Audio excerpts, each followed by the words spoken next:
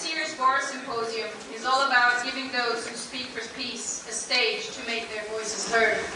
It's about recognizing the people who have made a difference and encouraging those who are still struggling to. But in many cases, talking on behalf of peace is not easy, sometimes not even safe. So this year's symposium is also dedicated to those who had the courage to raise their voice but did not live to see the end of the battle. We want to remember all those who are persecuted for acting on behalf of peace and human rights, but still went the whole way to eventually make the ultimate sacrifice. Many of them will be remembered as great heroes, studied about in history classes for years to come. But many voices are anonymous. Many deeds are unknown. Well, we want to tell them that their voice is heard here today. That we thank them for making a difference in this world, and that their sacrifice will not go unremembered and will not be forgotten. They're the public officials that dared swim against the current, scholars, community leaders, but mostly ordinary people, fathers, wives, even children. Citizens of this world, today we honor you.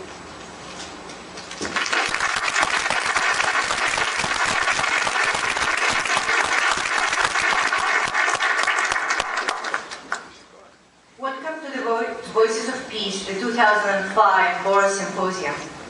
My name is Rula Awad Rafferty, and I'm the Borah Foundation Committee Chair for this year. The young woman who read the honor today is Moran Rosenthal. She is one of the student members on the committee. The William Edgar Borah Outlawry for Foundation at the University of Idaho was established by Salmon Levinson in 1929 to honor and continue the work of Senator Borah on behalf of peace. Senator Borah was a shining example of undaunted courage and vision for world peace. He was instrumental in the passage of the Paris Treaty, which aimed to outlaw and condemn war as an instrument of national policy. Although it was ratified in the Senate by an 85-to-1 vote, the agreement was rendered ineffective due to codification issues. Despite that, Senator Borah was undaunted and continued to advocate for outlawry of war throughout the rest of his political life.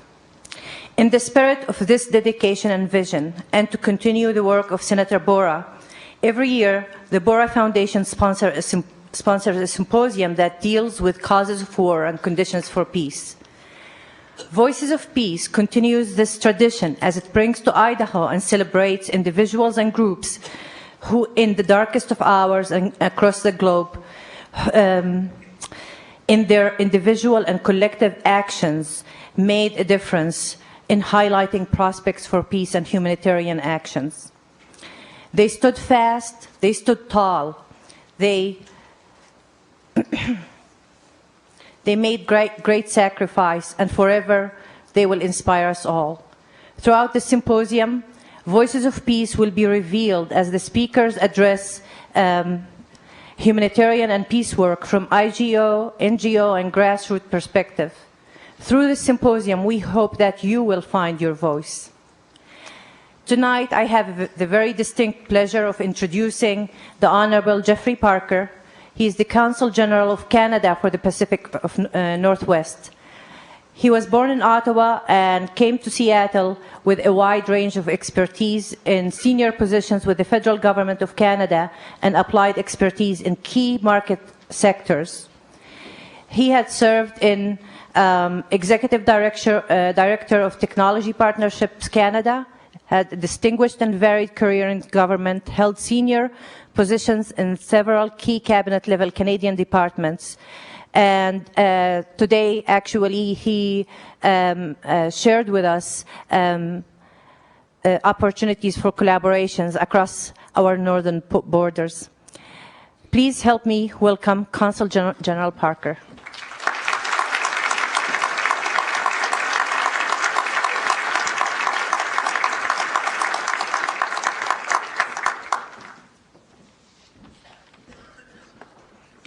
Thank you very much.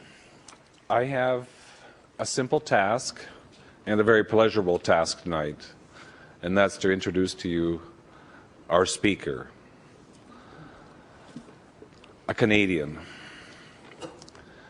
Canada, I guess, tends to be an understated country.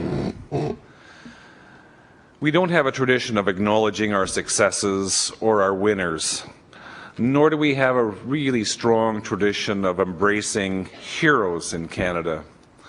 I suppose in part that goes back to our history.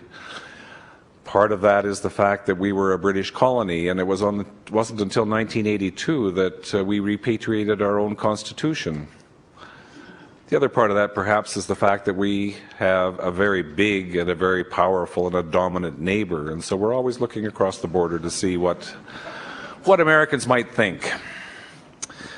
But let me say to you that notwithstanding our understatement and notwithstanding perhaps our ambiguity, one thing that all Canadians have embraced is the fact that General Romeo Dallaire is an exception for us. He is acknowledged and embraced in Canada, and I think throughout the world now, as a hero. He is a compassionate and a caring person. He is a humanitarian in the true sense of that term.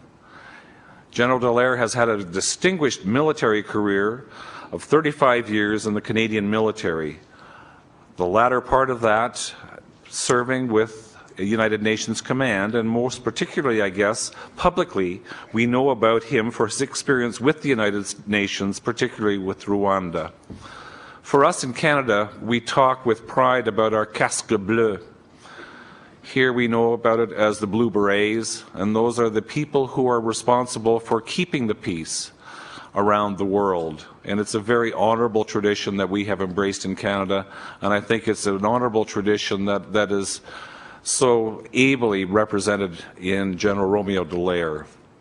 As the force commander of the United Nations mission to Rwanda, he personally and intimately confronted the horror of genocide in that country. But beyond that, I guess, is what he experienced the unwillingness and the inability of the United Nations and its member states to accept his assessment and his pleas that they take the responsibility to give him the means and the direction to intervene when he might have been able to make a difference. And we all know about the tragedy that resulted. Upon his return from Rwanda, General Dallaire served in a number of senior positions with the Canadian military, including as Deputy Commander of the Canadian Army.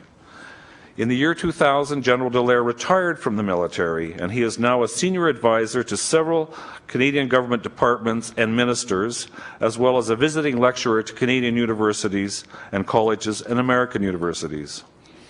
This includes his recent appointment as a fellow at the Carr Centre for Human Rights Policy at the Kennedy School of Government at Harvard University.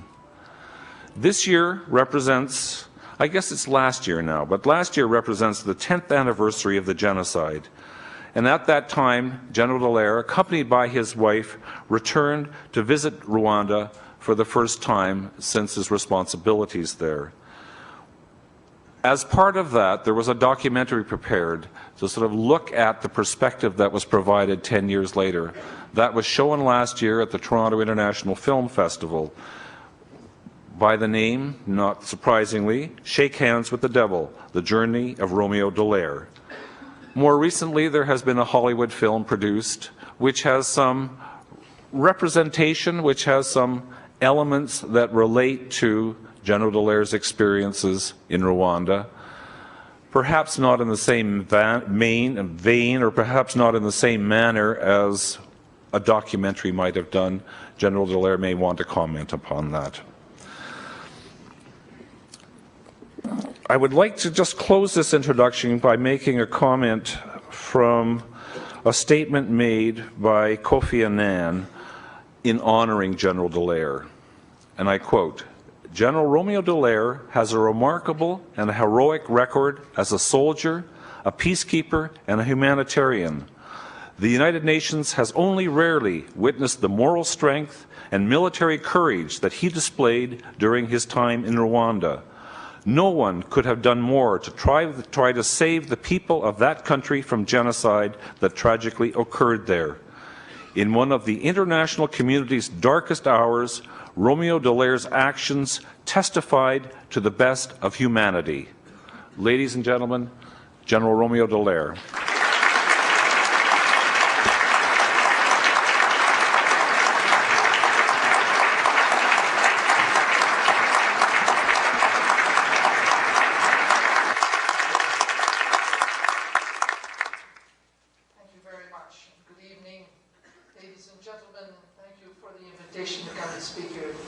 This evening at this symposium. I will be speaking to you in a North American English, sort of a mixture of the Webster and the Oxford pronunciations. I'm allowed doing that. It's my second language because my mother tongue is Québécois, or as some of my friends in France would say, 18th century French.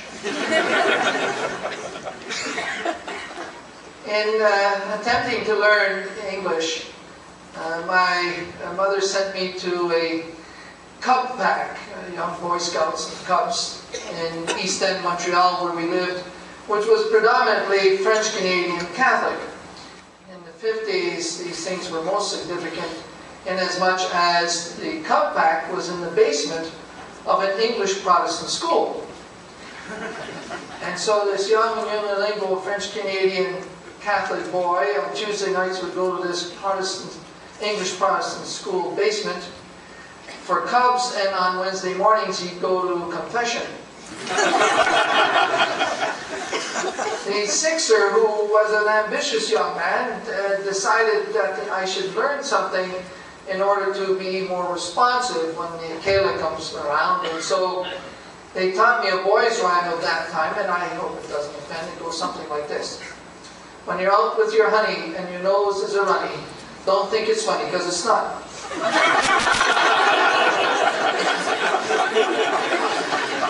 Some of you pick this very fast, you know, others a little slower. It took me a year and a half to figure it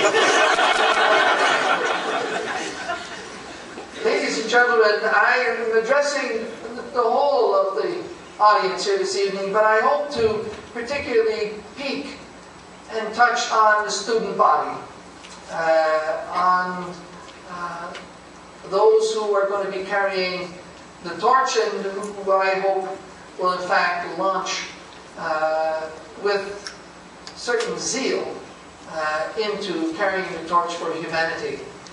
And I hope they will join the effort of many of us who are very, very confident and optimistic that one day we will in fact eliminate conflict because of our differences.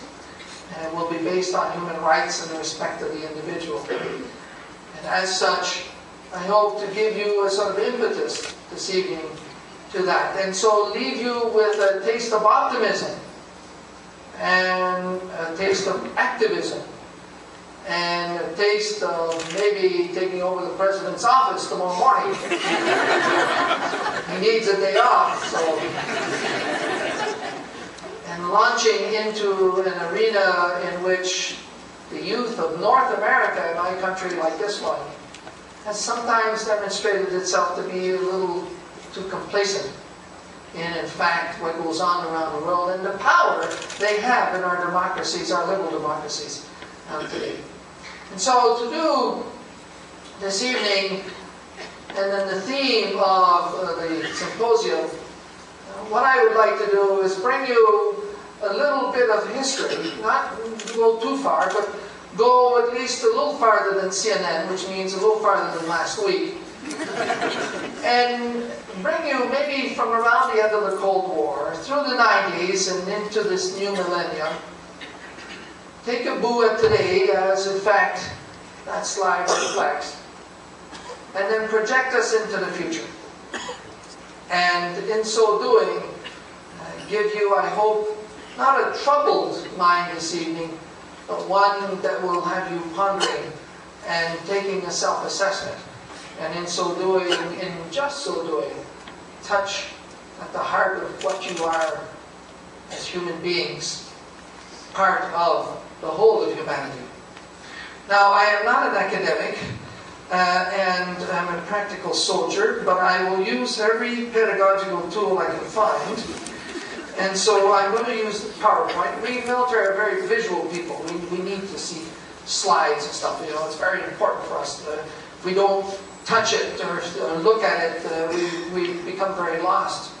And it reminds me of when I give lectures to here in Canada, abroad, but I particularly enjoy coming here to the United States, to your military academies and your war colleges and staff colleges. And I like to imitate someone who's been quite successful in the past, General Patton. And I don't know if... it's my humble side, you see, that comes out. And I don't know if you've seen the movie Patton. I really love it when he stands up there to start with all his bells and whistles on. When I was in uniform, it was easier, of course. And he's got this huge American flag behind him. And he stands there and he says, "Gentlemen, the aim is to make the other poor guy die for his country." And you know, that made sense in those days, because that was conflict.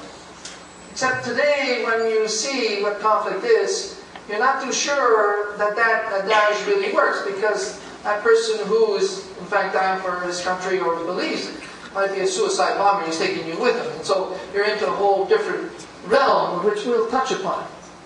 But I go back to Patton because when I speak to these great staff colleges and institutions, I put a slide behind me, a big Canadian flag. And I used to walk into the center of the stage. I do it now in a civilian dress, and I say, "Ladies and gentlemen, I come from a country that beat you guys twice." And of course, that doesn't necessarily attract the fondness of appreciation. But I said in 1775 and 1812, we sort of sorted things out between us. And I remember very clearly that in our history, in 1812, the Americans burnt down a place called Yorkton, which is Toronto. Coming from Montreal, that's no loss. But I particularly enjoyed what we did because we went and burned down Washington, and in so doing probably assisted in rebuilding the great city that it is today. And so, ladies and gentlemen, I'm going to use these PowerPoints to bring my points forward to you. The first element that's out there is the immediate links of recent history and what we're living today. And the links on the substance of the symposium on genocide, the destruction of humanity, the genocide of just barely 11 years ago. For those of us who went through it, it's really so close that it happened this morning. And certainly those who survived the Holocaust feel the same way. You know, the Holocaust may be 60 years ago, but it's still what happened this morning. So intimate does it remain in the traumas of the people who live it. And not only do we have the Rwanda scenario, which we'll touch upon, but today, pertinent to what is going on, we have Sudan, we have Darfur, and we have the destruction of human beings under so similar circumstances. And one even thinks it's a nearly slap in the face to those who, over the last 10 years, have been arguing for a far stronger response by the international community, by the UN, by sovereign states, by political leaders in preventing, let alone trying to stop, these catastrophic failures such as Darfur, where hundreds of thousands of human beings are being slaughtered, are suffering, are being abused one way or another. And so that is a reality of today, and that's what, in fact, we want to touch upon as we move into the future. And so my background is, in fact, the Rwandan one, the Rwandan genocide. How is it possible that in that time frame, and that's only 1994, how is it possible that a peace agreement could degenerate into not only a civil war, but an outright genocide? Something that the term really had not been used much since, in fact, the Holocaust. And for us in the field, it took me over 6, nearly 7 days to really acknowledge that the slaughter that was going on was actually a genocide, because I couldn't fathom anything of that scale The Holocaust was simply so massive, so humongous, that I couldn't really come to grips with something of that nature being repeated and witnessing it. We had expected massacres if the situation degenerated, and in fact, a few months earlier, in October of '93, Burundi had had a coup d'etat, and within less than 10 days, we had over 300,000 Burundi refugees in southern Rwanda, and tens of thousands of people slaughtered and bodies floating into the rivers. And so that sort of scale of massacre was not expected, but at least, should the situation degenerate, could happen. But not genocide, not the scale that was going on. And so how, in fact, did that happen? And how did it continue? Not for a couple days, and all of a sudden it ebbed and sort of then stopped, but in fact gained momentum, and gained momentum for weeks and months, and ultimately for nearly 100 days. And all the while, the world watched, complacent, as the destruction of these human beings continued, and reported as best could in the media. And still, the slaughter continued. And this is in the country where, not many years previous, a movie was made about the destruction of an endangered species called the great white-backed gorillas of Rwanda. It's an endangered species of about 300 mountain gorillas, and Diane Fossey lost her life in defending those gorillas from poachers. Same country. And as, in fact, that background and there's interest that we have in our environment and endangered species created a momentum of interest in that country. It's rather surprising that the destruction of tens of thousands of human beings did not even bring a whimper of the same concern. And there are times when I'm not feeling at my best, I sort of wonder whether or not today, that if some terrible outfit decided to wipe out the 320-odd mountain gorillas of Rwanda, there would be more of a reaction by the international community, the environmentalists, and all of our activism than there would be if all of a sudden we decided to slaughter or see the slaughter of tens of thousands of human beings in that same country again. And so, have we learned? And Darfur certainly doesn't give us necessarily the response that we're looking for since Rwanda. And so, in the perceptions of our past and looking at the past, one must, however, keep an eye on the future. And as we looked at Rwanda in those days and at conflict in those days, the future seemed very complex.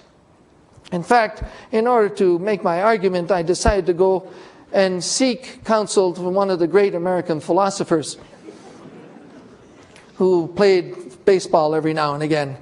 And so Yogi Berra stated that decades and decades ago, when it seemed so complex, the end of the Second World War, and as they're restabilizing, and also with the Cold War, that statement seemed to fit. However, ladies and gentlemen, that statement fits even more what has been happening since the end of the Cold War, since 1989, and in fact presents far more the state of affairs in which we are seeing today and which is sort of announcing itself for the future. We are into a different era. Things are not the same as they were in those days of a sort of evolution of things. Evolution of the nation state and of sovereignty and of nationalism and of security that gave us the sort of umbrella that we needed to continue to progress. In fact, that era, the Cold War era, seemed to have a certain balance to it. Nearly in the logic world of the nuclear balance, there seemed to be a balance of evolution. Things were changing, but they were changing as we evolved. It was improving what we were aware of. It wasn't globalism. It wasn't the massive concern on environmental scenarios. It wasn't the revolution of the information world. It wasn't, in fact, an era of enormous complexity in comparison to what happened at the end of the Cold War. That was a balance. It was classic. It came from the nation state, from Westphalia, a long time ago. The people, the government, the military, a certain stability. And so we were used to classic references, conservative references. This is a general's dream. A classic conservative general's dream. It's a small map, big arrows, simple plan. We're going to do a right flanking here. And one morning, Norman Schwarzkopf woke up, gave the order, and 600,000 men and women moved and launched with all the technology of the 50 years of the Cold War and the doctrines and the training and the equipment, launched against an army that was still fighting World War I, and won. At least we thought that was at the point. This is classic warfare. This is what all the generals have been planning throughout the Cold War. This is the follow-on from World War II and World War I. This is, in fact, what all your conservatives expected to continue even at the end of the Cold War. And what it meant is that you had these grand armies with their equipment and their sort of uniforms standing on one side of a sort of line somewhere, and armies with their equipment and their uniforms and so on their side. And at one point, the politicians and the diplomats fail in their duty, and they turn to the generals and they say, take our youth, go and fight and win. And generally speaking, that is classic warfare, and that's what we were all training to do, and that's what we were equipping to do, and that's what essentially what was happening and what we expected to happen. However, ladies and gentlemen, over the last 16 years or so from the end of the Cold War, that has been the exception. You've had the Gulf War, you've had the Kosovo air campaign, which is a classic use of modern air forces, and you had the recent run to Baghdad with the classic forces of the American-led coalition going against the Iraqis. The rest of the time has been non-classic. And what is non-classic? Well, it is what the coalition forces met when they entered Baghdad. It is no more an army with all its equipment identifiable, with lines in the sand, with uniforms, but it was a whole different structure. Difficult to identify. Who is really the enemy? What is the threat? And so we entered an era of non-classic use of force. Non-classic use of force that in fact caught the developed world by surprise. And so throughout the 90s, as you'll see, we ad hoc'd our way through conflict resolution. Not war, not peace, but conflict. And conflict resolution, we did a lot of on-job training, and we did a lot of crisis management. But we didn't do much prevention, and we didn't necessarily solve many of the problems of conflicts that are out there. And also in that time frame, we discovered that classic peacekeeping, which we knew so well during the Cold War, brought in by Lester Pearson, Canadian Prime Minister in 1956 to help solve the Suez Crisis, classic peacekeeping also fell on hard times and is, for all intents and purposes, non-existent anymore. What do I mean? Is classic peacekeeping, in this case, you have two armies, one north of a demilitarized zone, the other one south of a demilitarized zone, and they are in their trenches and they stop fighting because the political leaders have decided to go and negotiate a peace agreement. And in the peace agreement, in order to implement it, they need a sort of referee, someone to keep an eye on making sure everybody plays by the rules as they implement this peace agreement and demobilize the forces, bring in the humanitarian aid, help reconstitute the political structures, and permit the moderates to operate in an atmosphere of security. And so that's classic peacekeeping, what is called, in fact, Chapter 6 out of the UN Convention. And so Chapter 6, peacekeeping, is what I was supposed to walk into.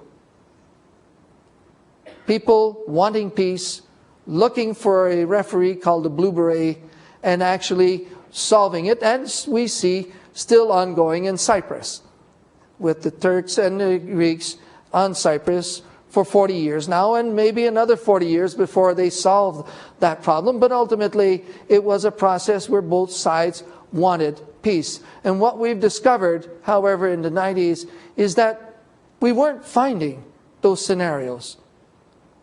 The problems were far more complex, far more difficult to resolve, far deeper, and as such, became nearly impossible to fit into the context of simply having referees watching people who really wanted to solve these long-term programs. And so we entered an era that was not what George Bush Sr. promised us when he said we're entering an era of New World Order. We actually entered, at the end of the Cold War, a New World Disorder, in which the bulk of humanity continues to go deeper and deeper into the mud and the blood and the suffering of inhuman conditions. It's not resolved. During the 90s, we saw ethnic cleansing and intrastate conflict. We even saw genocide play out. And as we moved beyond the 90s, we started to see global terrorism take on an enormous impact, particularly in the developed world. Terrorism is something of the developed world, not necessarily of the underdeveloped world, and how it's dominated the developed world in what it is doing and what it ponders into the future. And we've even seen, most recently, the legalization of mercenaries. Actually, these companies that set up security companies where NGOs and even UN agencies and even the American-led coalition in Iraq are hiring these people, or ex-military and so on, and hiring them to do security jobs without fully realizing, ultimately, the impact of these people. Now, what is their ethos? What is their loyalty, really?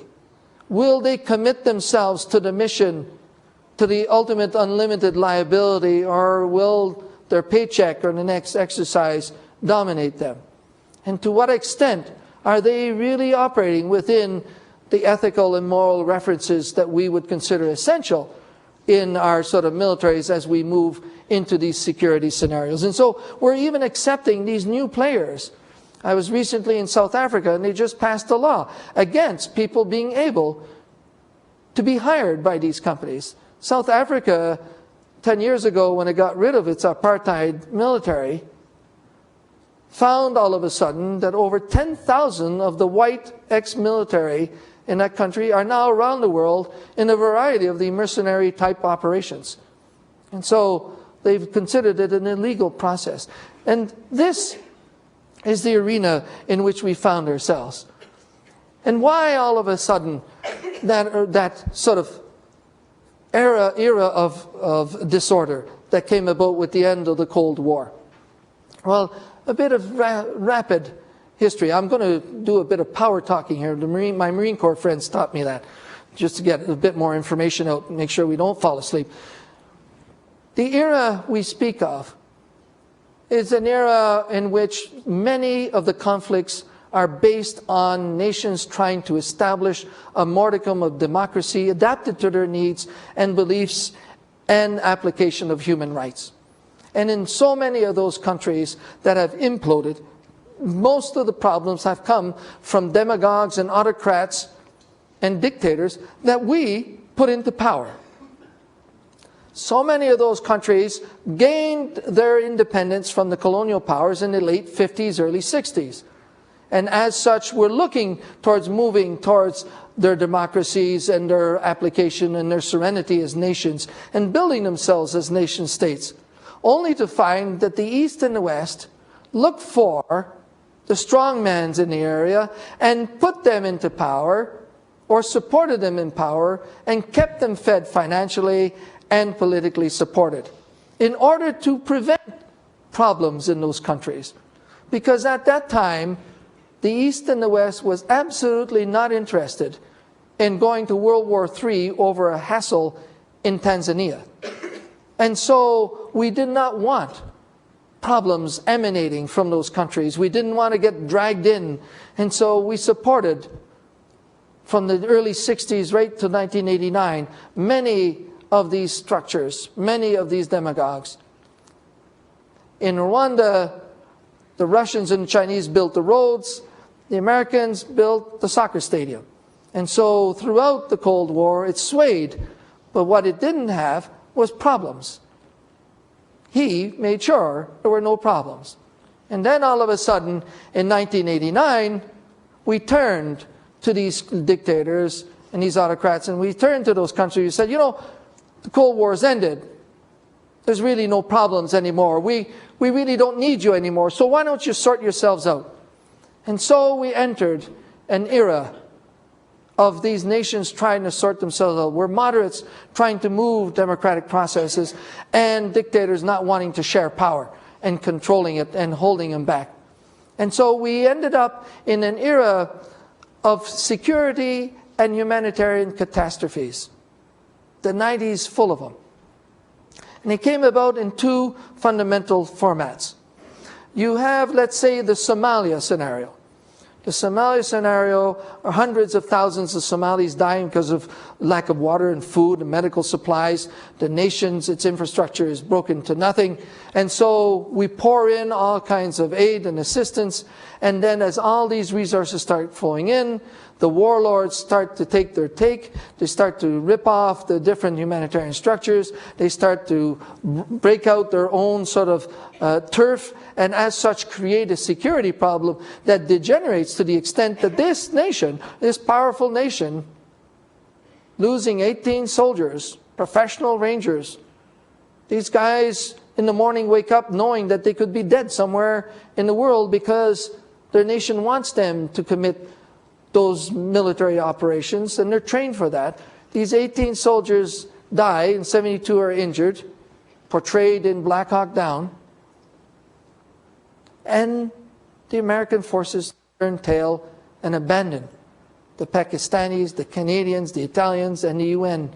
But worse, abandon the hundreds of thousands of Somalis who still needed the protection and the aid that wasn't coming in.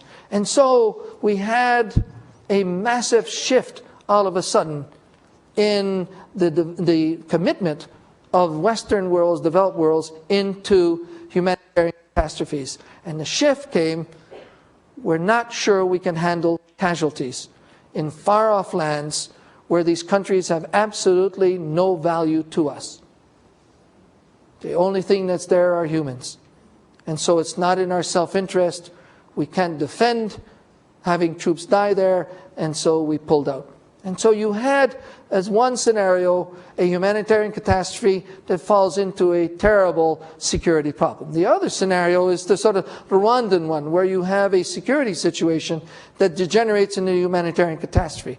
In Rwanda, you have a peace agreement that through the extremists is undermined, militias are structured, they're equipped, they're armed, assassinations, small-scale massacres, political stagnation. You ultimately target all the moderates, you start killing them off, you fall into a civil war, and that degenerates into a humanitarian catastrophe, a genocide. And that's the general sort of thrust of what was happening throughout the 90s and why we found ourselves in so many of these far-off lands. And how come so many catastrophes were going on at that time and we're being called upon to do and to participate, and yet, for so many occasions, either not responding or overshooting or in fact coming in too late. And so an era of conflict was launched. That wasn't war, wasn't peace, it was conflict. Complex reasons of a whole series of a variety of reasons, from ethnicity to religion to simply power sharing, that were the causes. We entered an era where in fact we thought we would be able to solve very rapidly through the UN and through single nation coalitions. It seemed to us that we'd be able to sort these small problems out in these small countries, only to realize that in fact the problems were very complex. And not only that, that the people who are running those countries and the people who are conducting these terrible exactions are no dummies. They go to the same schools we do. They're very smart. They know how to manipulate their own people. They know how to manipulate the international community. Just look at how successful the government of Khartoum is with the rest of us today. They got us dancing left, right, and center. And they're still killing them in Darfur. And we're still fiddling with all these fancy, we think, diplomatic initiatives and sanctions that are proving to be totally ineffective. And Khartoum is still going down the road and doing what it does. Well, that was going on exactly the same thing in Rwanda. This is part of the campaign by the rebel forces. The commander of the rebel forces was educated here in Fort Leavenworth, United States Military Staff College. And the opposing army were studied in France and in Belgium. The politicians were educated in Canada and here on the rebel side, and in France and Belgium and other countries also on the government side. They studied with us and they graduate and they're smart and they know how to manipulate us and they know how to keep us dancing. And that is why we were always trying to catch up with them. Why dozens upon dozens of solutions of Security Council resolutions for the conflict in Yugoslavia? How come we could never get ahead of them? How come we never were able to get ahead of the Rwandan extremists to prevent that genocide?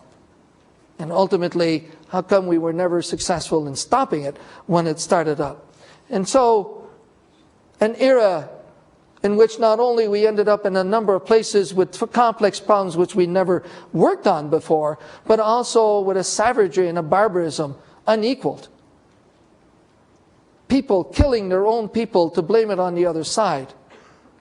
The slaughter of people indiscriminately by the hundreds of thousands. An era where the civilians were no more the innocent bystanders, but the civilians are part of the conflict, used by one side or the other, suffering by one side or the other to achieve their aim.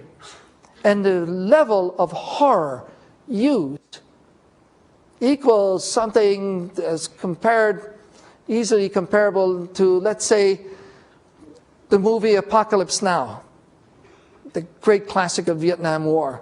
And if you remember, Duval is using all the classic equipments and fighting more or less by the Geneva Conventions, but you've got Marlon Brando who went native, as they say, and his principle of winning was to be more horrific than the enemy. And so if they chopped off arms, he chopped off heads.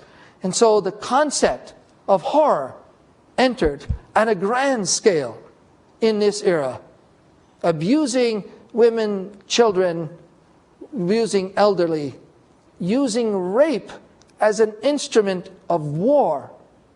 Rape as an instrument of war on a scale that creates fear and horror, and by thus causes enormous casualties and scales of problems that are unequaled in modern times. And this is not done by high tech. This militiaman is not high tech. He's usually half drugged up. One of them like that is not a problem. But there's never one. They're in hundreds and thousands. And how do you handle hundreds and thousands who are moved fanatically against an easy cause like ethnicity? They look different. And that's good enough to wipe them out. And so they launch off in the thousands to slaughter and destroy, not with sophisticated systems, but by machete, killing over days And then we find an introduction of new weapon systems in this era. That is a weapon system. That is a 9-year-old boy with a machine gun that is so light that he can carry it no problem. He can shoot it very effectively. He can maintain it, and he can carry the ammunition also. And he's also drugged up, and he's been taken away from his family and brought into the bush and forced to use these weapon systems. What do you do with a weapon system like that in front of you? Let me give you an example. I had a patrol that went into one of the villages in Rwanda at the end of a slaughter. The village was in fact wiped out. And the patrol, about 15 soldiers, were taking stock of the situation. And all of a sudden the church doors opened. And about 100 people came out, and they were still alive. And this is very unusual because normally what would happen is the extremists would tell people to go into the churches and monasteries if they felt threatened, and by convention they'd be protected. And once they were chock-a-block full, like here this evening, they'd close the doors, throw a couple grenades in, and then let the militiamen in. And they would simply kill people over days, row by row by row, and hacking them, not enough to kill them outright. Children, yes, but adults, you'd hit them a couple times, let them bleed to death over 2 or 3 days. And so in this case, they hadn't killed the people yet in the church. So the sergeant, of course, in charge of the patrol, gets on the radio and calls to the headquarters and says, I've got these people here that need protection, and so I need some transport to bring them to a safer place. And as all of a sudden he's talking on the radio, there's about 30 of these boys from one end of the village with these machine guns, and they're starting to shoot at him, his soldiers, and the people he's protecting. Boys just like that. And as the sergeant is reeling from these guys shooting, these kids shooting at him, the other end of the village, there's about 20 girls. 9, 10, 12, 14, 16, same ages as the boys, some of them pregnant.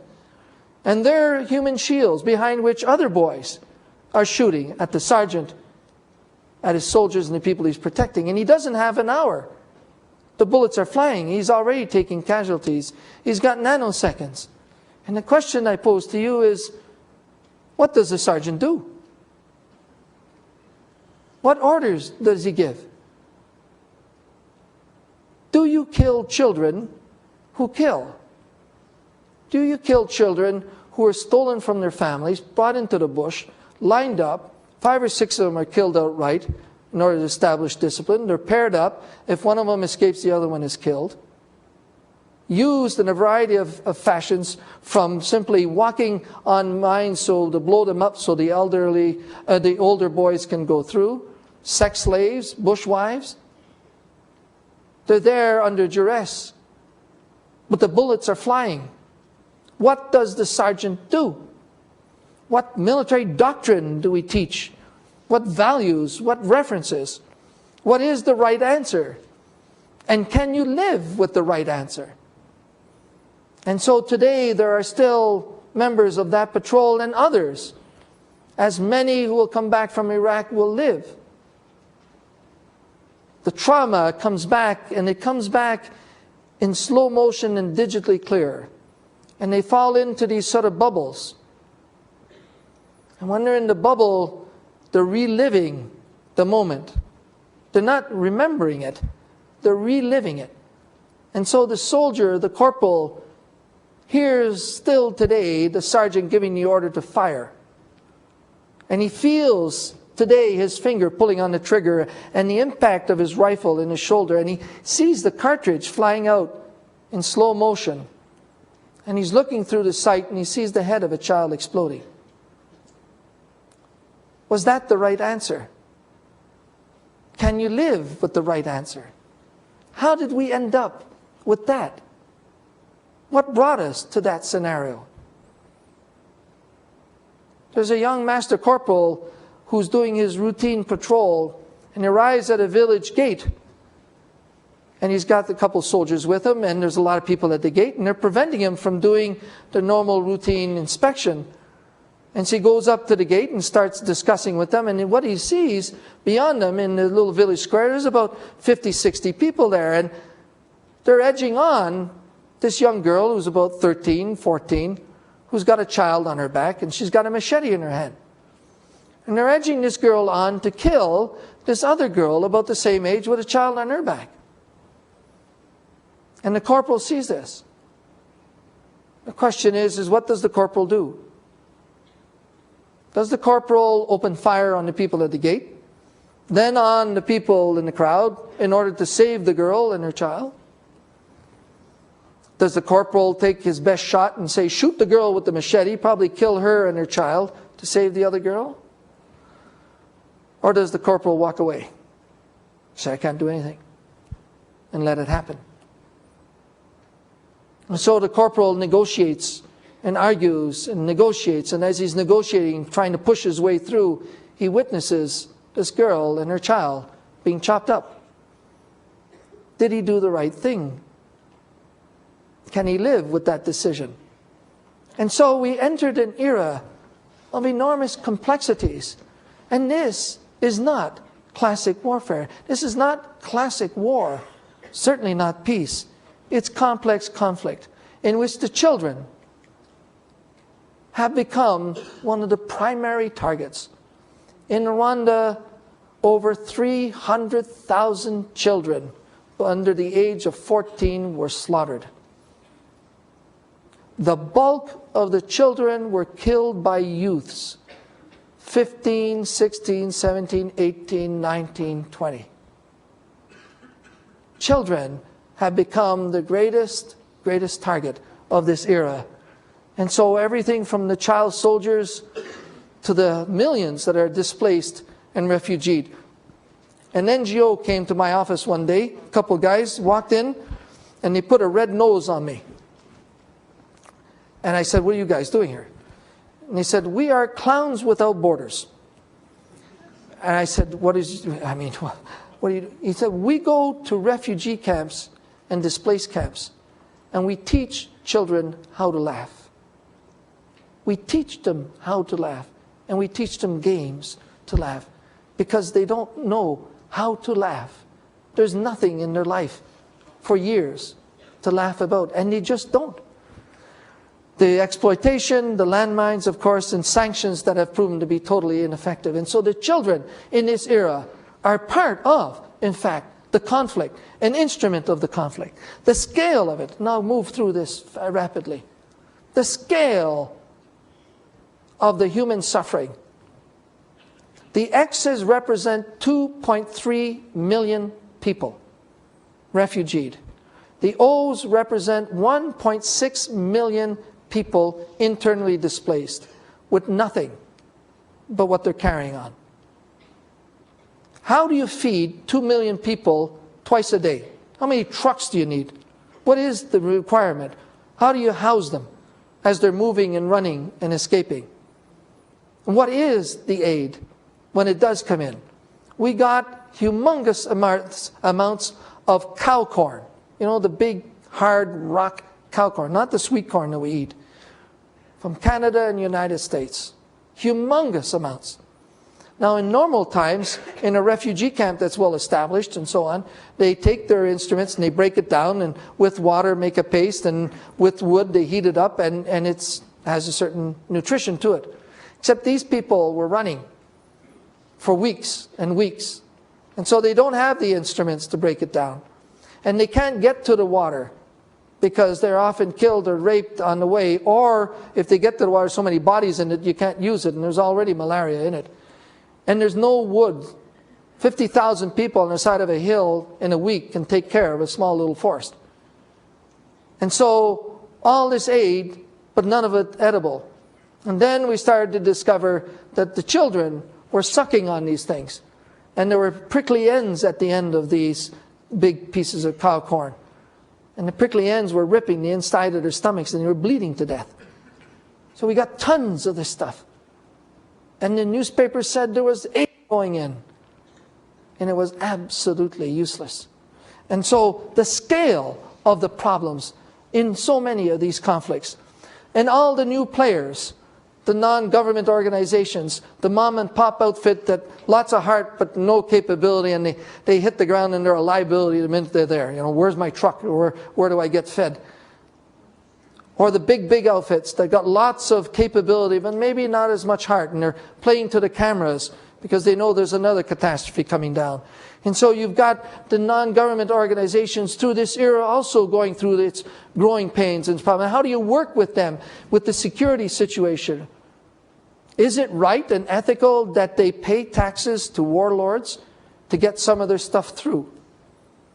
And so you see NGOs aiding and abetting warlords to maintain the campaigns because they give 30% of the stuff they're bringing through. And they're saying, well, 70% is getting through. Is that ethically right? The 30% they gave away, the people who could have used it are not getting it. And that stuff that's going to that rebel leader or that government force that's keeping on the campaign is probably going to create more casualties. So is that the right solution? Is it the right solution for doctors to throw away, to prevent military doctors and nurses with Red Crosses to helping them when people are dying at the tent door because they don't want to be involved, they want to stay neutral from the military? Are those the solutions? And so we found ourselves tripping over each other in many complex scenarios in which the solutions were creating sometimes more problems and more casualties. And what about those who are there to ultimately assist in solving the problem? 56 Red Cross people were killed in Rwanda, pulled out of ambulances and slaughtered on the spot with the people they were carrying. 15 Blue Berets were killed. 98 were injured seriously and about 100 injured. 1,000, just under 1,000 injured. They're there because people wanted them there, and they are becoming the targets. And they're the targets because when we had the scenario in Somalia of casualties, and the fear of casualties was brought in by the decision of this nation and supported by so many others, what the extremists would do is target the Blue Berets. And so in my mission, having learned the lesson of Somalia, killed 10 Belgian soldiers, and in so doing were able to convince the rest of the world to pack it in, and they were able to ultimately nearly do what they wanted to do without any problem. And so even for those who are deployed in these complex missions, we're now facing some real serious problems, and it's facing problems that your commanders are facing right now in Iraq. Historically, it was your mission first. What is the job? How many casualties will there be? Do I have all the equipment? Can we do it? Second, your personnel. Are they trained, motivated, equipped? Do we have the supplies, medical, to take care of, and so on? And third, yourself. Do you have the skills to lead this? Can you command this? Can you sustain the level of responsibility? But what has happened is that because we don't sustain ourselves in these operations, the commanders are going into the field saying, maybe my personnel is more important than the mission. And so when they know that the country cannot handle casualties, will they put the soldiers at risk to do the job properly, or will they hold back? You know, if we get 5 or 6 guys killed, the country will pull us out. And so how does the commander push them to do the job to the extreme that is required? And what about the soldiers themselves? Do they want to do the job? They want to be the 4 or 5 who are going to get killed and everybody else pack it in? And so there was a lot of watching the United States in this coalition. What will be the level of tolerance of casualties by the United States in the Iraq war? And you've come out incredibly supportive, which was contrary to everything previous in the last eras in regards to committing to assisting others. And so we're into some fundamental legal, moral, and ethical dilemmas. Do I negotiate with the extremists in order to help some people get through the lines, or do I shoot them outright as they were killing that morning and just negotiating whether they continue killing in one area or another? Do we let sovereignty and arguments like that prevent us from intervening? In Rwanda, it was a radio society. That is, the word of the radio in some villages was nearly the word of God. It was the only communications. And so a radio station was created by the extremists. a fabulous radio station. Great music, great programs. The youth just sucked this thing in massively. And slowly they started to get the story out of ethnicity and hating the Tutsis.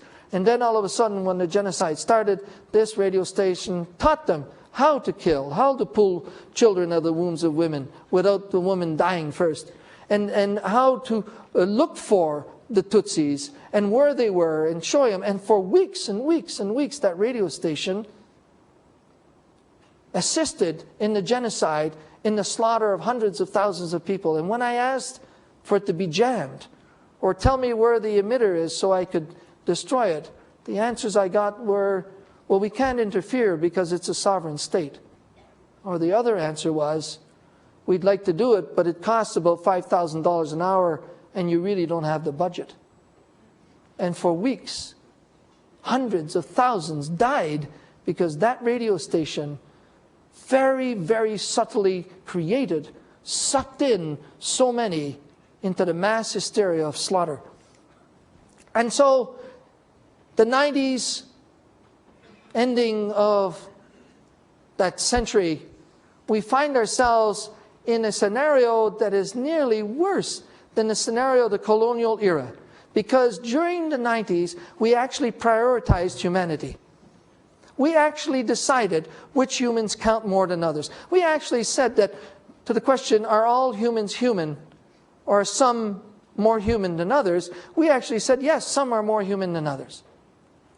At the same time as we're pulling out the troops and all assistance to the tens of thousands of Rwandans in Rwanda being slaughtered, we were pouring tens of thousands of troops and billions of dollars in ex-Yugoslavia.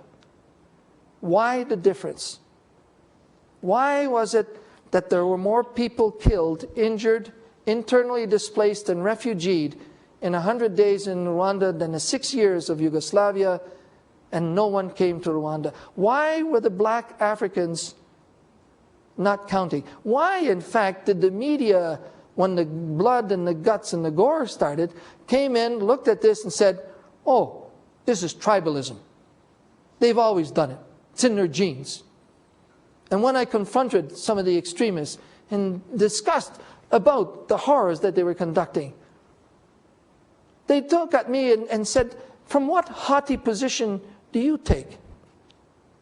It was not in our culture to destroy women and children. Do you forget the white soldiers during the colonial period used to go into villages and wipe out the whole village in order to encourage other villages to increase their production of rubber and so on? Do you forget the Holocaust? Why are we all of a sudden the savages? Black Africa is tribalism and savages. Yugoslavia, oh no, that's different. See, that's ethnic cleansing. And it's old traditions, old religions, old empires. Geez, we know some of those people. And it's in Europe, and it's security, and maybe it's white. Why the difference? Why today the International Tribunal for ex-Yugoslavia is in Den Haag, where they're deciding what the perfume should be in the washrooms, and the International Tribunal for Rwanda is in Arusha, Tanzania, which is a hick town on the side of the great steps in order for the safaris to go through, that has no infrastructure, and the toilets don't work. Why is it that it took over 2.5 years for a witness protection program for witnesses at the International Tribunal in Arusha, as they were killing them before they made it outside of town? And that in Den Haag, how many do you think would have been required to be killed for a witness protection program to be established there? And none were killed in Den Haag. Why this difference? Who established that difference? And even when you bring in the big kicker, genocide, we still don't respond. It took 6 weeks for the big powers in the Security Council to finally say, hey, it's a genocide. An estimated 350,000 human beings, black Africans, had been slaughtered. Over 1.5 million were already displaced and refugeed.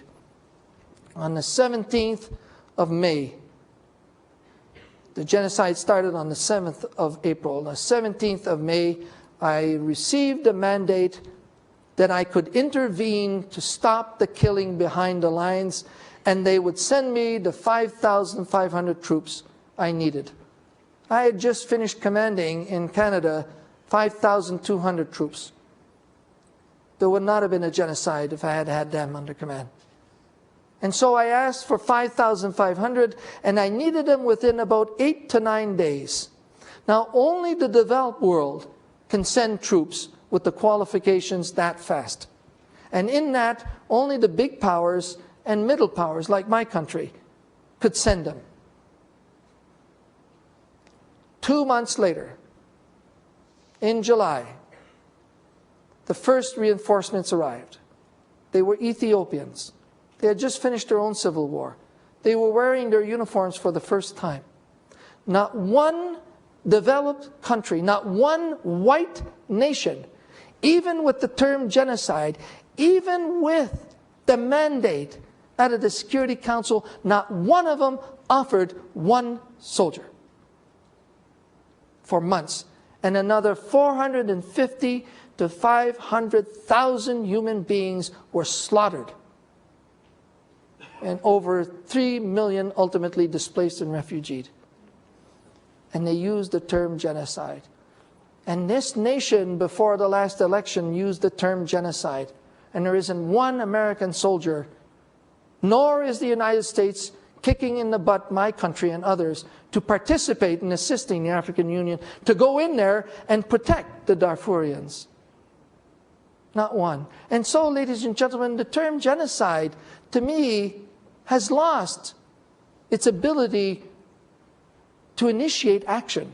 That is to say, to prevent or even to stop a genocide. What it has become, however, is an excellent judicial tool. Because what it is now being ratified and used extensively by the international tribunals and the International Criminal Court.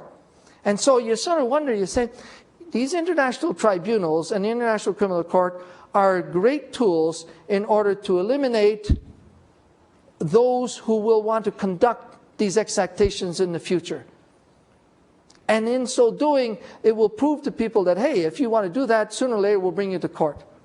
And so you say, you know, if there's enough genocides, there will be enough of these lessons learned from these tribunals that people might get the right answer and not conduct any more genocides. But genocide is not an action verb. There is no action. In the last 11 years, there's been no action on the term genocide. And so, if that wasn't complex enough, and how we're reacting to that, how are we handling this in the new millennium? How are we handling the fact that we now have a threat at home, close to home, and we discovered that these people don't play by any of the rules? And how are we going to handle this scenario close to home? As the other one still ongoing, is the Darfur and the Congo still going on, yet we've got these. We've got this situation. And how are we doing so far? You know, if these people don't play by the rules, why should we? Why not torture prisoners? Why not throw out conventions? You know, why not trample on civil rights, on human rights? Because ultimately we'll establish our security. And the question I have to you is, how far do you go down that road before you stop? And when will you feel that we actually have that security? And could we end up in a scenario where ultimately it's sort of like the adage, you know, the patient died but the operation was a success. We have our security, but we're living in a police state. And how do we get back to where we were and keep on advancing? And so we find ourselves with options. our future, today and the future, as all that conflict is going on. We can either hope that it doesn't come back and we'll survive it, throw cash at it and some technology. We can either build a wall. It was a great statement on the 12th of September 2001 by the United States to Canada, because that was the real important day for Canada, because on that day the United States said, hey, what are you guys doing? What about that border? What about our security? Let's build that fortress North America. And the Canadians, reeled under this sort of onslaught for the Americans, say, who the hell do they think they are, telling us about our security and how we're doing and not doing? From where do they come? Well, in 1964, we had a white paper, which is a policy on defense. In 1964, we decided that, we could reduce our defense expenditure because we got a great friend to the south. And so we can take a bit more risk. And so since that time, we've been reducing our capabilities to be able to conduct our own self-defense, basing it more on a risk that we'll get the support from here. And all of a sudden, you guys come across and say, hey, we're here because you don't have any defense, we're going to help you, and we're obfuscated, we're insulted. We can't have it both ways.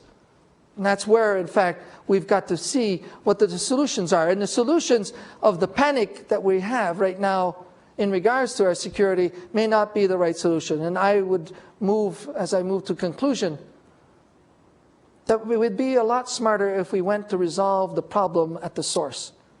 And terrorism is the expression of rage by the underdeveloped world. And we've seen the Muslim rage, we haven't seen the African one yet. And that rage will continue as that 80% continues to live in those inhuman conditions. And so you combat that at the source by making international development a mainstream effort and not a residual, sort of a sideshow. You move in order to eliminate that rage and attenuate it at its source. And ultimately, for those who are not too altruistic, it's smarter to attenuate it at its source, because then your security, it probably is not going to come here, let alone the humanitarian dimension of it. And so this is what we need. And these institutions like yours are going to produce this for us, of course, with no problem at all. And that's what we want. Except we can't count on that, because what we're into is an era of ambiguity and complexity. And we're into an era where the classic solutions are not working. And we've been fiddling at them and we're not resolving them. And we've got generals who still walk around and say, I want a clear mandate and I want an exit strategy and I want clear objectives. And what you do is you tell those generals to find another job, because it's not going to happen. We are in an era of complexity. And we're in an era where we need the generals to not only know how to fight, but we need them how to resolve conflict, to be value added. We need those young leaders out there to participate in solving the problem. And so yes, they must be fighters, because ultimately, if we want to protect the Darfurians, we got to be credible in being able to defend them. But we also want to be part of the discussion. And so some of the reforms we brought into our officer corps was the teaching of anthropology and sociology and philosophy, to understand and be more than just standing there with a rifle to shoot or not shoot, but actually participate in the solutioning of the problem. And so these methods of the 90s, and as we're still using them, are not effective because we're using old tools. And so we must move to a whole new arena. The responsibility to protect, and a complete reform of the UN as being proposed. And the responsibility to protect is in fact moving away from the absolute of sovereignty and intervening when nations, countries, and governments are not able to or do not want to protect their own. And so right now we can be in Darfur. We can be participant in Darfur with the African Union to assist them. And so new methodologies, new reinforced UN, maturing the NGOs, and ladies and gentlemen, as I conclude, The NGO community is going to be the expression of humanity in the future. They are all over the map, and most of them are very immature, but they believe in human rights. I believe they will coalesce and become the supra capability that will influence public opinion and governments in the future. They need more intellectual strength. They need more boots getting dirty on the ground, and yeah, some cash. But they need to take on that enormous power and potential they have of influencing humanity. And by the by, maybe this country, as the world power, should be kickstarting a couple countries that are not pulling their weight. There is nothing preventing these middle powers from being involved in providing other solutions, other options to the big powers, instead of letting the big powers trip over each other. We did not participate in Iraq. We didn't agree with it because it was done outside of the context of the UN. The solutions were weak. The options were weak. But what was worse is that when the United States decided to go into Iraq, we knew, all of us, that the Iraqis ultimately will suffer before this thing stabilizes. And we also knew that the world power is not the world policeman. The power of the United States is not in its use of force. It's in its threat of use of force. And so others must be participant. And so the day after it was decided to attack Iraq, middle powers with the UN should have said, okay, you have the capability of taking on that army, but don't go into Baghdad. Let the middle powers, who don't bring the stigma of great powers, the stigma of self-interest, of imperialism with them. Maybe if you stay in the position of overwatch, maybe we might be able to maneuver more. But none of the middle powers offered any of that. And let the American-led coalition go into a scenario of enormous complexity. And with the Americans being attrited, all of our security is attrited, and humanity is going to suffer for it. And so this nation has got to knock on the doors of those nations and get them proportionally involved as you are in assisting in advancing human rights and in stabilizing the world. And so that's us. Go knock on that door. Get them involved. Get them to invest and help reinforce the UN and give options to the big powers so that they don't trip over each other and get us into such a complex scenarios in which we are.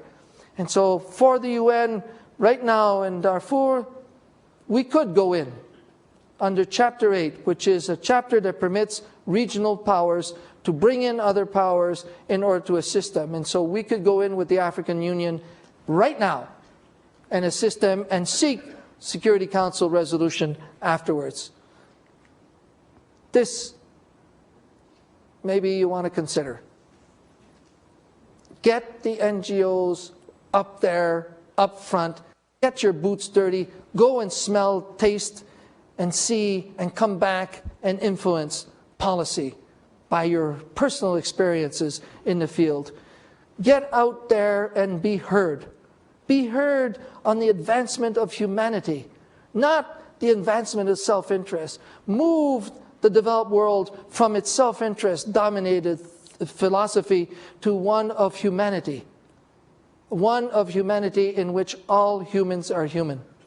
And there isn't one human more human than the other. Thank you very much.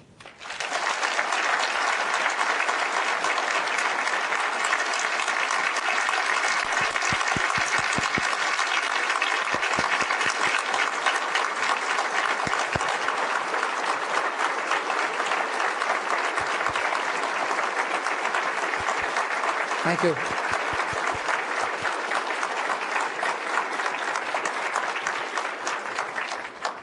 Now that you've had your stretch, if there are a few questions, I'd be quite happy to respond.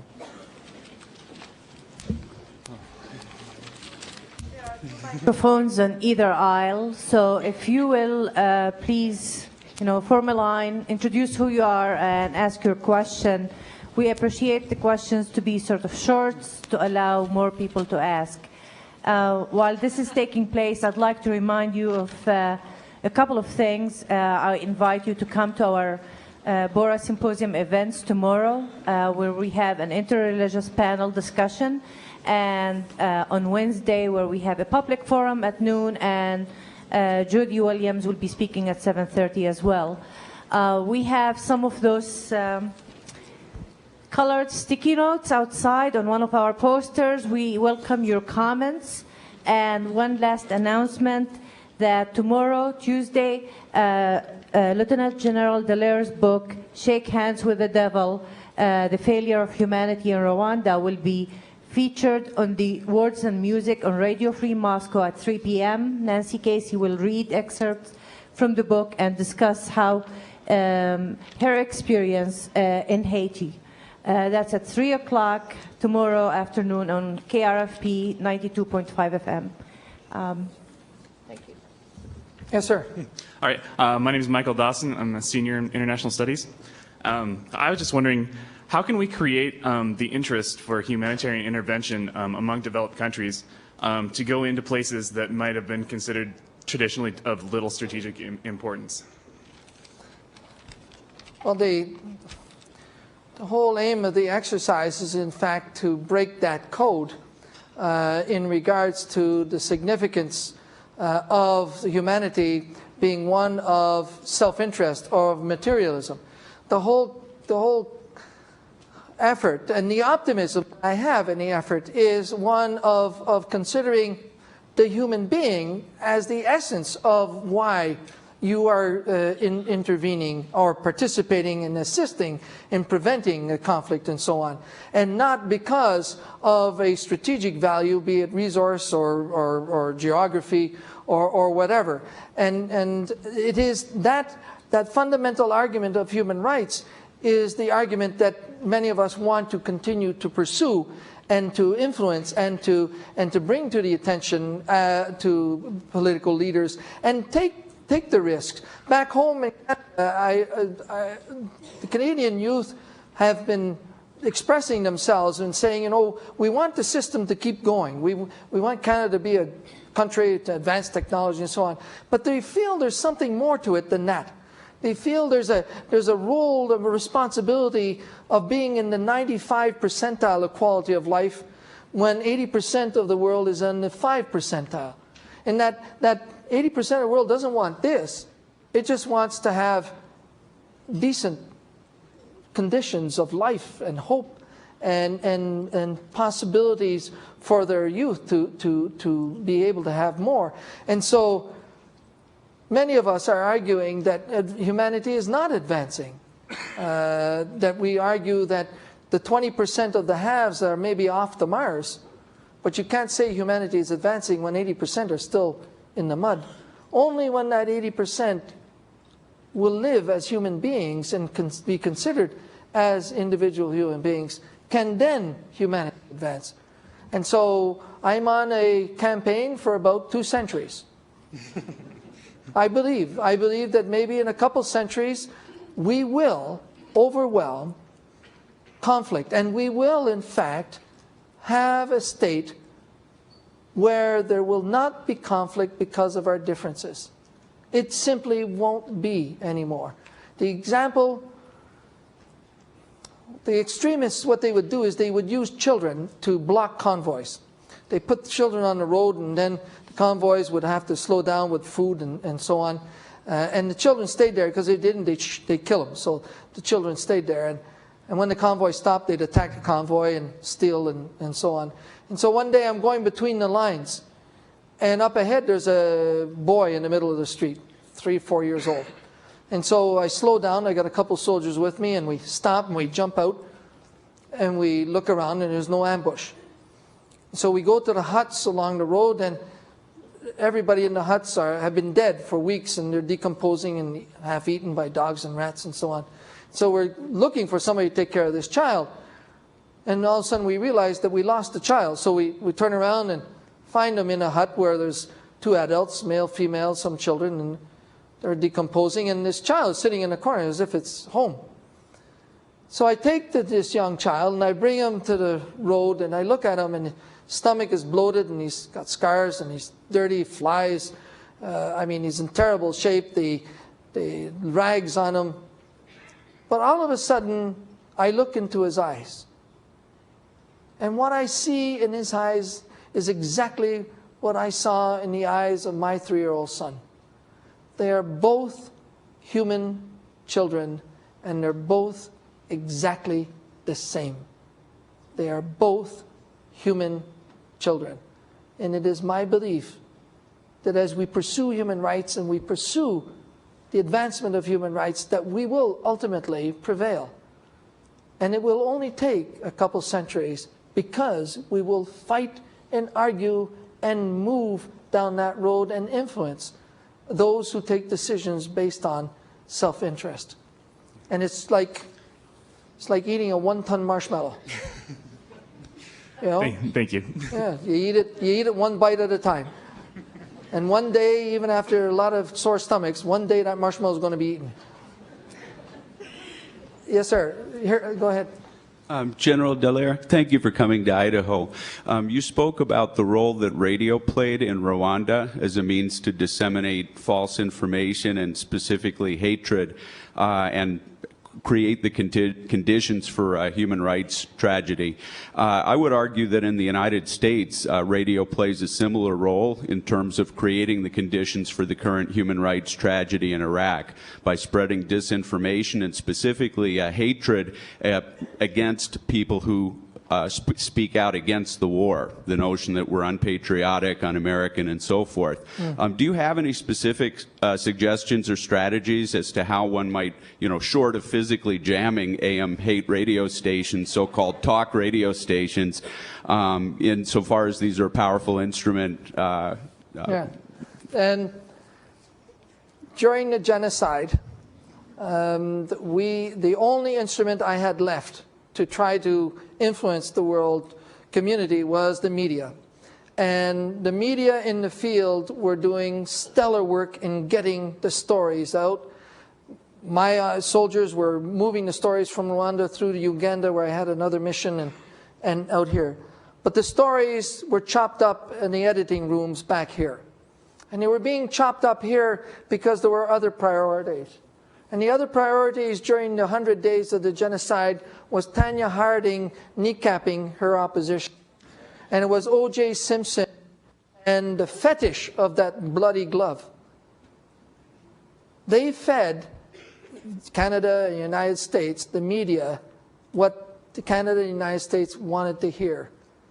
And there was less time on the genocide during the 100 days than, in fact, either of those two components.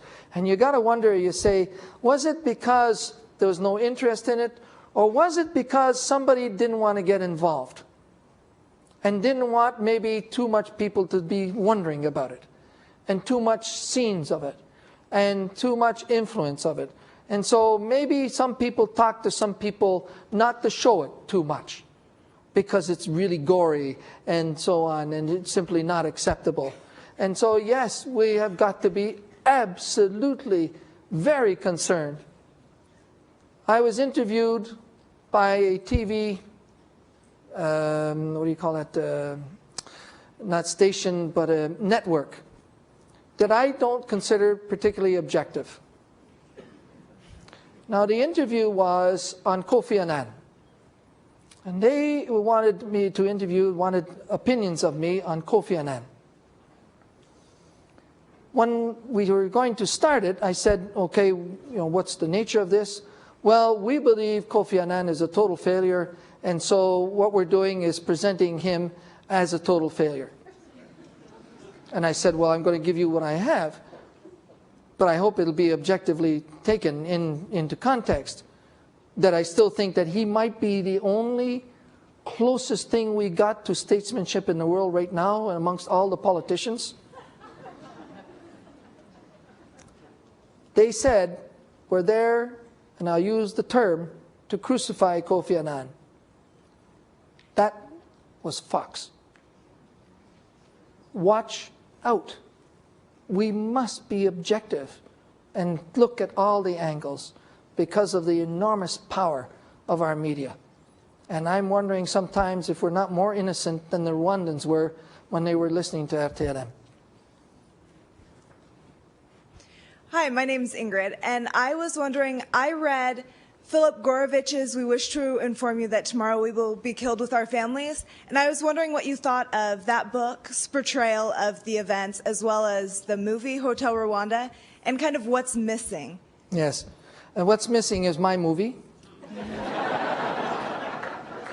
which will come out next year, which the producer is a guy called Michael Donovan, who did Bowling to Columbine with Michael Moore and won the Oscar for. And what they're doing is a movie on the book. But Philip Gorovich is an anecdotal review of Rwanda and has excellent stuff in it. I mean, there's no doubt about it. Hotel Rwanda, I think that we could be thankful that Hollywood didn't fiddle with it more than they did. The manager, well, in my book, is not as portrayed as in the movie. What I will agree with the movie is the fact that anything that will keep the Rwandan genocide alive and is reasonable, I'll support it. And I'll support the movie. And it fiddles with facts, but some of the terrible dilemmas are there. Now, the fact that Nick Nolte never talked to me or read my book or anything, that's another story. In the movie, and in the movie, he gets the word that no reinforcements were coming. And so in the movie, he goes to the bar and talks with the manager and proceeds to have a few drinks. Now, that's not necessarily how I proceeded to do things, but there was a review done in Boston about the movie, and someone wrote that Nick Nolte did a great job of playing himself. But anyways, that's an history. Please. I found one of your most striking examples when you were talking about the young children with guns firing on the soldiers. Yes. I was curious, in such a case, what would your personal strategy be? Would it run away, fight back, or what? Open fire. Thank you. The sergeant opened fire. They killed a bunch of kids, and the rest of them ran away. But there were nearly, I think the figure is 18 or 19 of the people they were protecting who had been killed and injured in so doing. And so it is one of those moral and ethical dilemmas where there is no easy answer. And those traumas, I mean, there are a lot of soldiers being killed by bombs and grenades and things in Iraq and in these missions, but no, that is insignificant to the number of soldiers that are going to come back with traumatic experiences and going to suffer from post-traumatic stress disorder and will relive those things. They're not sure if they're shooting an innocent civilian or someone who's actually trying to kill them. And there are times when they're not opening fire and they're taking casualties because they're just not sure, and ultimately they took the wrong decision. And they'll live with those traumas, and many of those traumas. And that is conflict today. And how do we prepare them for that? How do we support them when in the field? And how do we take care of them and their families?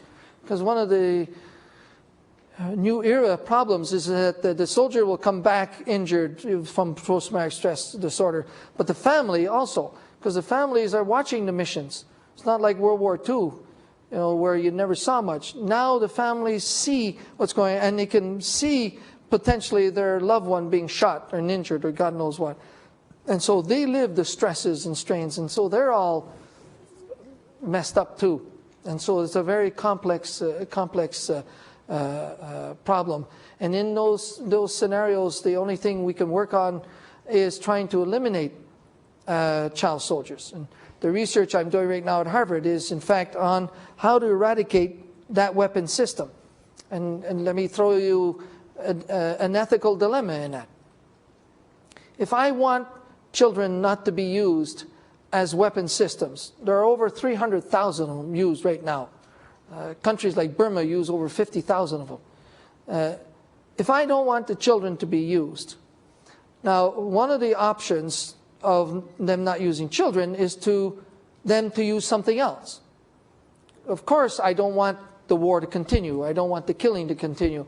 But if my objective is to get the children out of that, is it ethical for me to offer another weapon system in lieu of the children?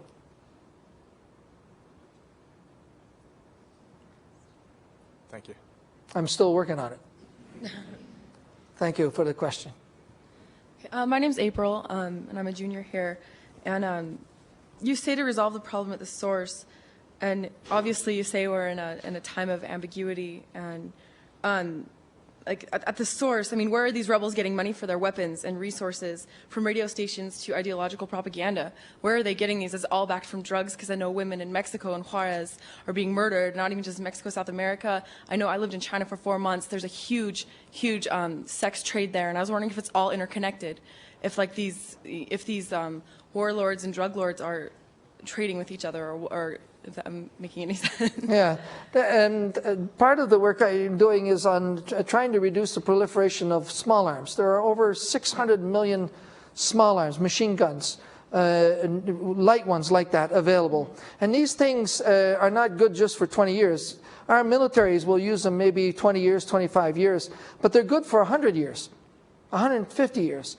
And so we don't destroy them after we use them. We sort of sell them to the next guy that we think is responsible, but it keeps going down the chain. And at the end of the Cold War, many of the countries that were producing small arms continued to produce them and haven't necessarily maintained the controls they should have. And so as an example, in Rwanda, at one point I wanted to eliminate the weapons, so I was considering buying them. Well, an AK-47 was $3. A grenade was $1. So it's dirt cheap. And so if I was buying them, I would be buying a lot and simply importing more of them, and ultimately would have created more imbalance in so doing. And so the availability of the small arms makes it that so many of these nations are able, or rebel forces and so on, to conduct these operations. And these are not all foreign nations. When I intercepted a plane load of military equipment that came in for the government extremist forces and confiscated, the extremist forces argued that I was outside of my mandate and that I had to let them have the weapons. And I said no, and then they came the next day, the Chief of Staff of the Army came with all the paperwork trying to prove that all this equipment was ordered before the peace agreement. And on the paperwork, France, Belgium, UK, Egypt, Israel, Slovakia were all part of either the business deal or the actual weapon distribution. And some of them had troops on the ground that ultimately were fired at by those same weapons. So it's not foreign countries, they're allies. Some of them sitting in the Security Council who are letting that stuff go on. And we're taking casualties in the field, and innocent people are dying because of that. Thank you. Claudia Hemphill, graduate student, environmental science. Thank you for your analysis and your advice, like on this last slide, with respect to problems such as Darfur, the small arms, the world weapons trade, child weapon systems. Are there universities such as this one that you would recommend to us as having practiced one of these strategies really effectively, or is there such a strategy you can think of that we could try here? If you were staying here, what would you do? Yeah, there is a real dearth of activism in North America.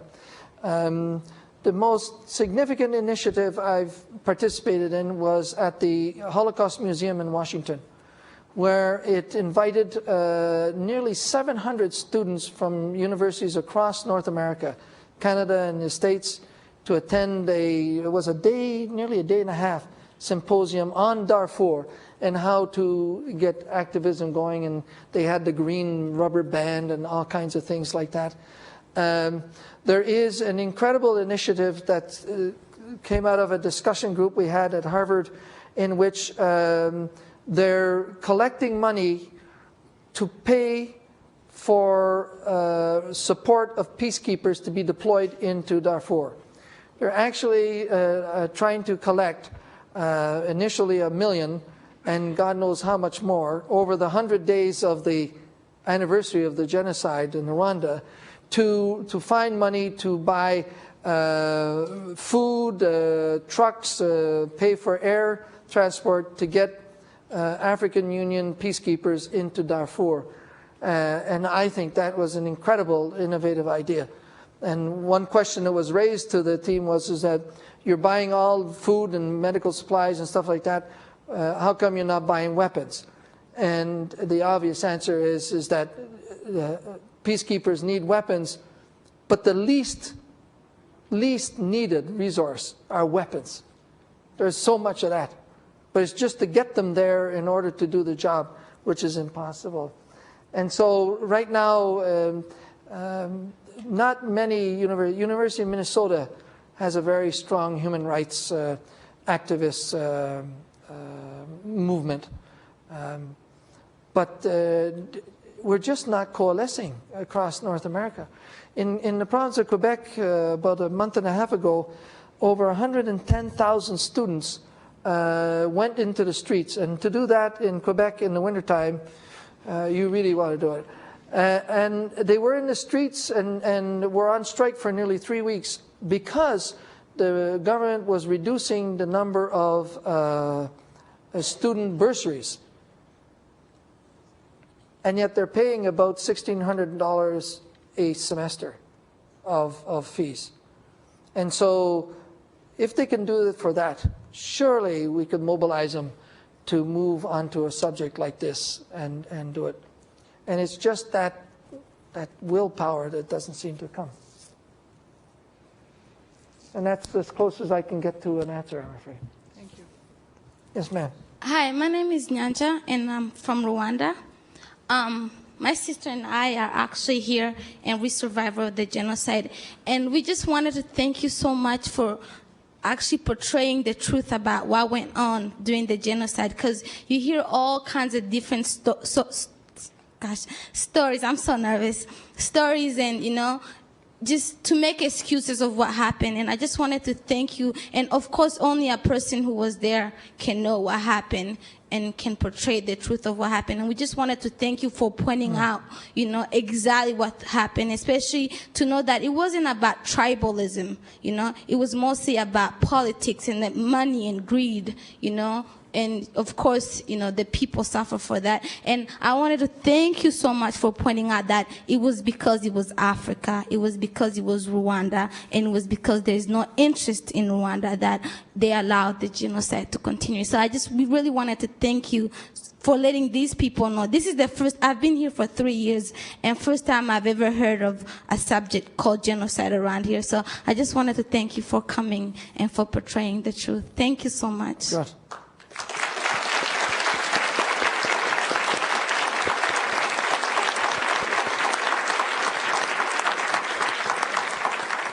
And I hope you'll pass your exams. We'll finish just with these questions. My name is Phyllis Van Horn. I'm a teacher here at the University of Idaho. And one of the comments you made about the fact that Americans seem to be so accepting of casualties in Iraq, one thing that I found out is that the figures that we're hearing are not true figures. They eliminate people, casualties, soldier casualties, if they're killed by friendly fire or if they're in a non-combatant role. So probably the true figure of soldiers killed in Iraq is much higher than what we're hearing. And what I'm wondering is, my question maybe hinges on the remarks of the lady that just spoke, is does Canadian news give a truer picture of what's happening, not just in Iraq, but in other international situations similar to the ones that you've talked about? And if not, are there sources that we can go to find out the truth that our own media is not willing to give? Well, I think the internet is still underutilized. There are enormous amounts of writings going on the internet by NGOs and by observers and organizations that give you a feel of the tendencies and the trends that warrant so much to be read outside of the mainstream newspapers. Then again, the mainstream media that we are responding to hasn't really achieved the maturity that maybe we think it should. As an example, the media now have the possibility of going global, the world. And so if the media can go to the world, then it should be reporting on the world, but continuously reporting on the world. And so it shouldn't be reporting on a tsunami and going absolutely berserk and over-reporting a tsunami and totally forgetting Darfur at the same time, or the Congo, or even at that time some of the terrible catastrophes that are going on in Iraq at the same time. It must be able to sustain that whole global picture to give us that global sense. However, there's some real problems. When I spent my year with the Marines in Quantico, Virginia, I could not get any information from Canada. We're next door. I'm at Harvard. Neat place. Lots of cash, very uppity. Anyways. They've got newspapers from all kinds of places. There is not one Canadian newspaper.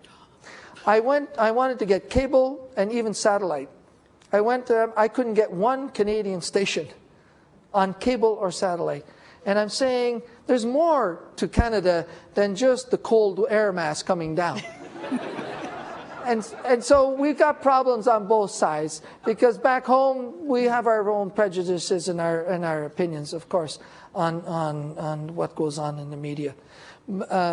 I mean, that's pretty well as far as I could go in answering to you as seriously as I can. But the information flow is so incredibly weak at a time when there's so much technology to make it magnificent. Thank you. Thank you. Hi, my name is Randy. I wanted to ask, well, I can bend down a little bit. You gave sort of an introduction, a historical introduction of what happened in the last 50 years, like small countries that were kept in check just with, demagogues and dictators, and things were sort of in a balance. And I wanted to see what was your opinion about now in Iraq.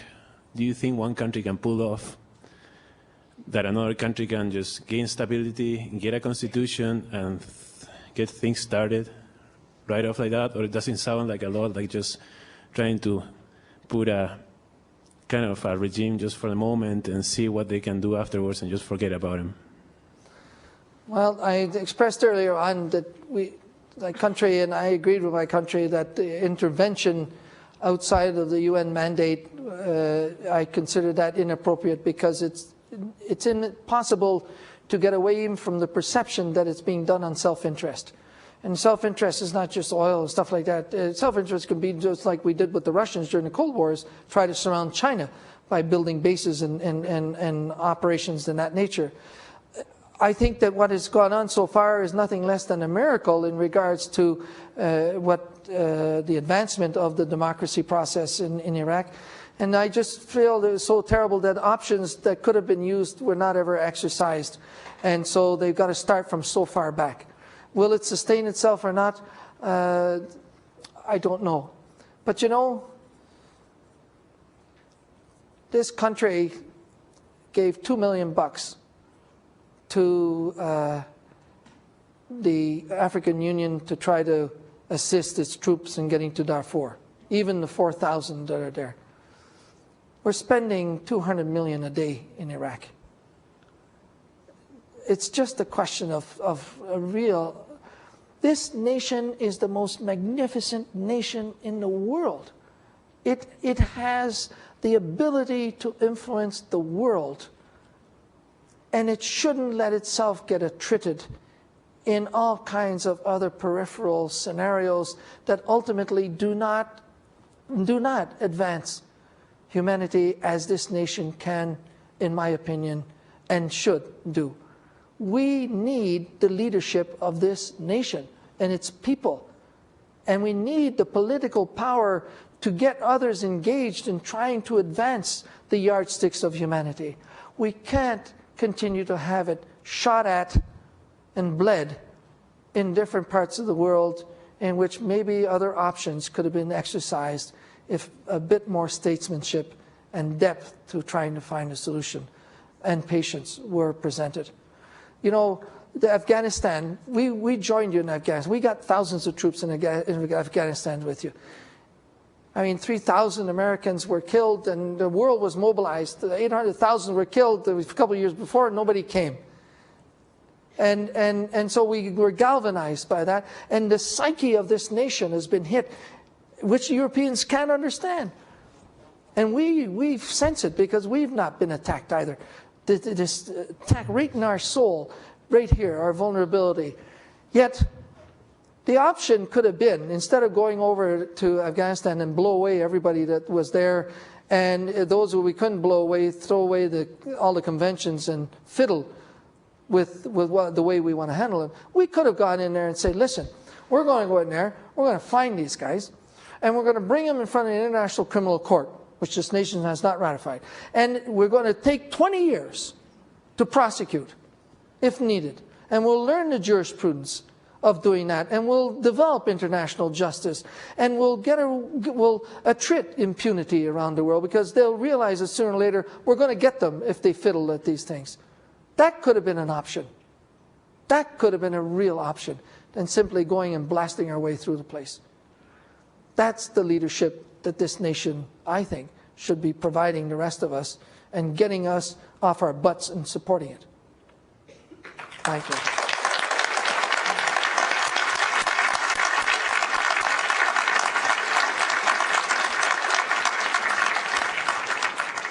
Last question.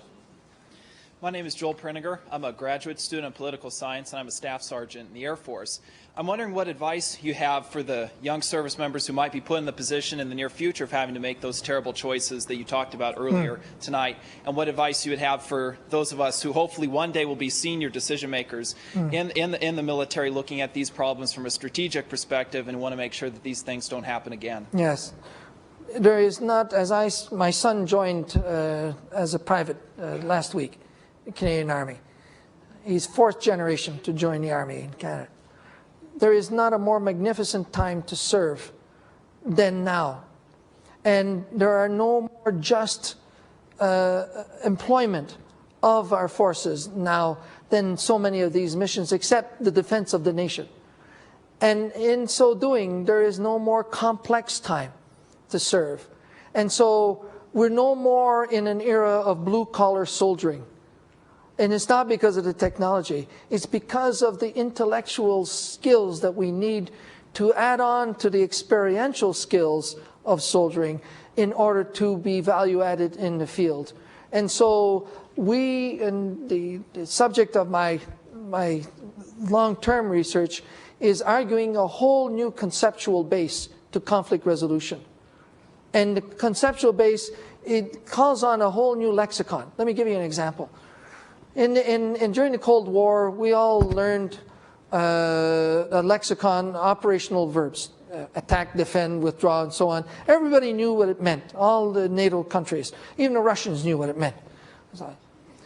In 1993, I received my mandate from the UN, and it says, establish an atmosphere of security.